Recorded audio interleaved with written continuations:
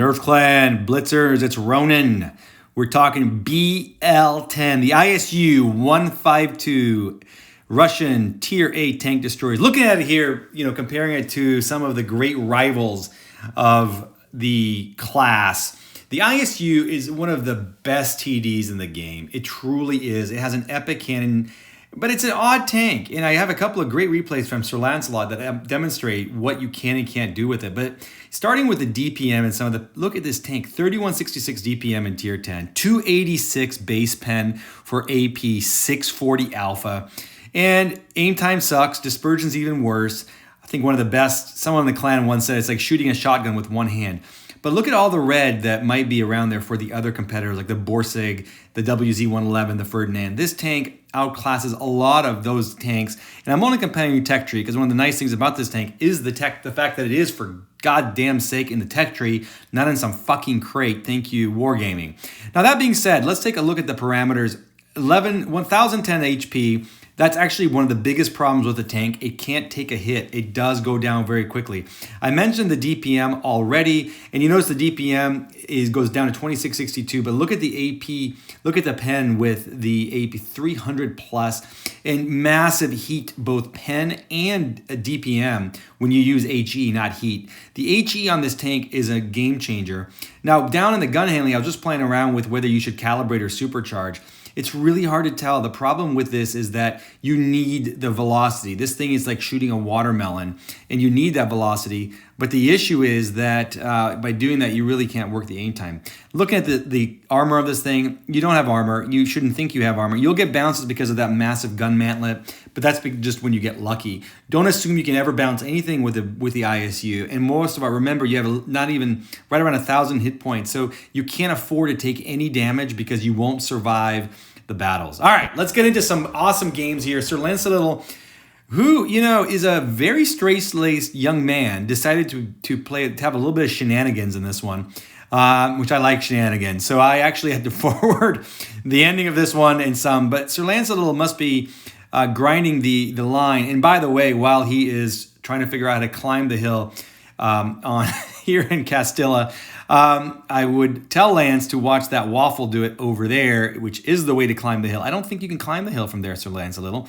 But Sir Lance, remember that you have to go to there. You cut off that CDC because he has no business climbing that. But the BL10 and the ISU, it's not an accurate cannon. It takes tremendous patience to get it down. And what SirLanceALittle does with this really well is get it into positions and then backs off and avoids taking the damage. Now, what you see there is the key to the tank.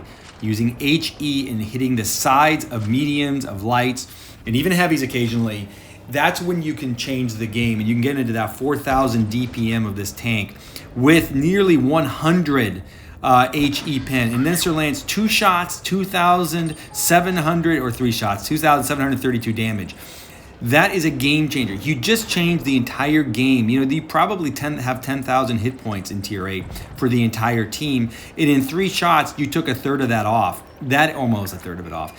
That is really a game-changing experience. And you win games for your team by doing that. So Sir Lance crawls back up again because he didn't want to stay down there and get clobbered and die, which he would have.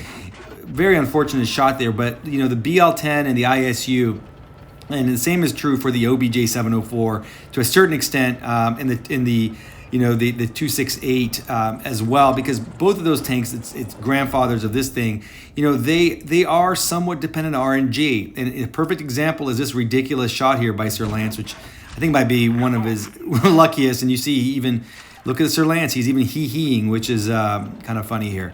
But the BL10 is you are going to rely on RNGs to help you make those shots. You can't just assume that you're going to have a reticule small enough that you have a sure thing. And shots like the one Sir Lance is attempting here, he got one in, but realistically those shots are few and far between. Now that one was a really nice job. He aimed in all the way, had the patience in there to get that shot in. I do supercharge my ISU for both the OBJ704 and the ISU152 because I think I need that shot velocity in the pen. I don't want to lose that pen. I don't know if Sir Lance does it or not. From the looks of the shots, he does. He can probably answer that in the comments. but you see, having nearly 300 pen on your AP means that you can make these types of shots on the T28, which actually has good armor. Few tanks could pen it from a distance that far. Now, this ended up being an MC1, and I'll tell you why. This Lance could not get the HE shot there on that SU130, and if he had, I think he would have probably done 1,000 damage, and this would have been easily a mastery class MC M whatever. Fortunately, SirLance didn't do that, and then now SirLance gets into position here, and okay, it's a 5-on-2. The game's won. But nonetheless, this is actually, there's some really good learning here. And I want you to watch how SirLance lines up this shot. He sees the SU130, which is just asking to be HE'd, and he HE's him just there in the side. Now, what I think actually happens is he must have hit the tracks and splashed. That should have been a 1,000 hit point game. It would have been, again, probably a mastery. Unfortunately, you're not going to get that. And then SirLance bounces that one against a rock. So that's pretty much the end of the game. And then SirLance starts dancing around here and shooting in the air and doing all kinds of silly things that are very, very encouraged at NERFD. But I'll take this moment to talk to say that, this tank really does require a lot of patience. What I don't have, and had even less at some point of playing this game, is patience to work this cannon. You've got to get yourself into great positions. It's not a tank you can just go front line with, but you shouldn't be sniping either. It is a tank that should be in the front-ish lines or second line because of that pen and that alpha, you can help your heavies a ton in terms of converting really challenging games into wins. So 4,200 damage, 2 kills, unfortunately an MC1 for SirLance. But you see, he, in my opinion, obviously won that game. So we move to Falls Creek in the second game, and will Lance get a mastery with the ISU? And SirLance actually jumps up here on this mount. A clever little spot. He didn't get that to go through. And unfortunately, an idiot here blocks him in a second right there. But otherwise, that's a good little spot, and he could have probably hit that T29 anywhere but in his gun mantlet and penned it, and could have changed the game. But that wasn't in the cards, and he had to change positions. And if you're looking at the mini-map there, this is a straight front rush. So no need for SirLance to go to the side or anything and snipe the mediums. He's going to have to work here the line. And what he does differently in this game than he did in the last, he's not sniping. He could snipe. He could fall back right now and snipe these guys away. But he realizes quickly that he's in a position that he needs to attack, and he pounds that T43 you see the angle of that armor probably had effective armor there of 250 or so.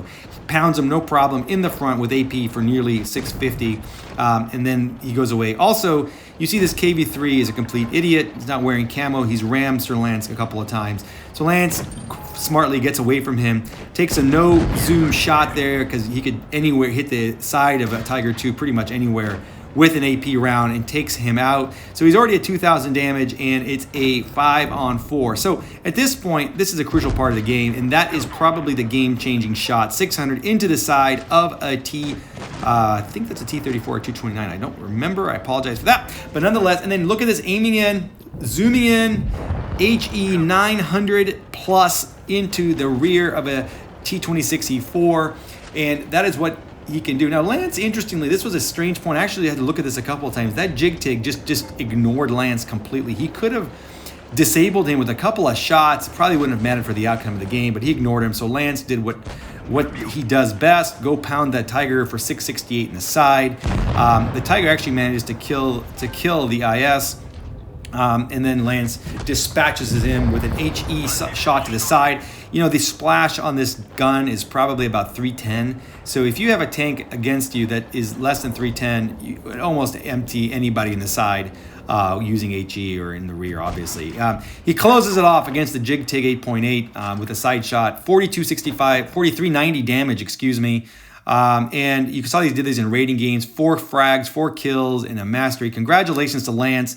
Hope this gives you flavor. If you don't have the ISU, no better TD to own, especially a Tier 8 Tech Tree tank. If you've got it, maybe this helps you play it a little differently or better. Thanks for watching the video and for joining the channel, and do subscribe.